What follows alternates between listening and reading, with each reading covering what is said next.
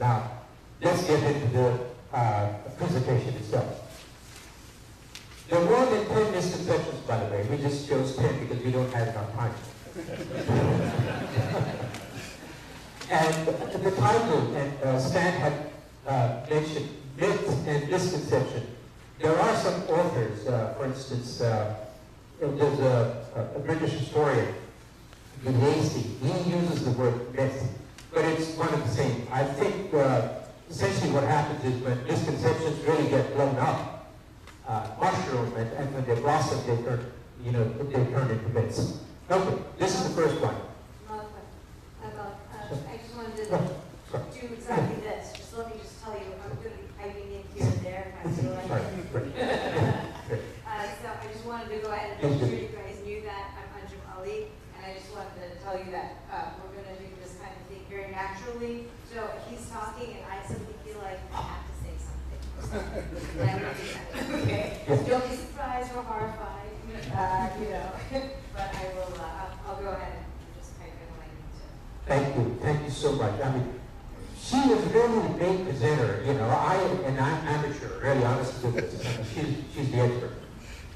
But feel free, please. Okay. So this, we'll start out with the very first misconception, and that is that the Quran teaches Muslims to kill Christians and Jews. And we've grappled with this one for a number of years. All right. There are verses in the Quran, there is no question about that. There are 18 verses, according to one scholar, that talk about, that encourage Muslims. And now, please watch my words over here. The word used in those 18 verses is the word qital, and I said that in Arabic. But you have to understand the proper frame of reference. So when you account for the proper frame of reference, the actual translation becomes Muslims are encouraged to engage in combat. That's what it means, engaging in combat. Now, the obvious question is, who will who? That is the question. So here I have to delve a little bit into Islamic history. Prophet Muhammad was born in Mecca, that's the city in Saudi Arabia. And at that point in time, the inhabitants of that city were pagan Arabs. These guys were idolaters. They had 360 idols, and those 360 idols were sitting in a central place of worship. This is what they used to do. And so they were extremely hostile and resistant to this fiercely monotheistic message of Islam. They resisted it. So much so, they actually killed Muslims. They committed barbaric, horrific crimes against Muslims. They took away their homes. They took away their belongings. And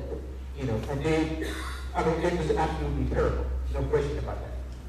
So, and this actually lasted not just a few years. It lasted for approximately 20 years. So this is who the Quran is actually referring to. The pagan Arabs, the idolaters. They resisted it. Now, on the other hand, how does the Quran refer to the Christians and Jews? There's one term which the Quran uses, and it's called Ahl Kitab, and I said that in Arabic.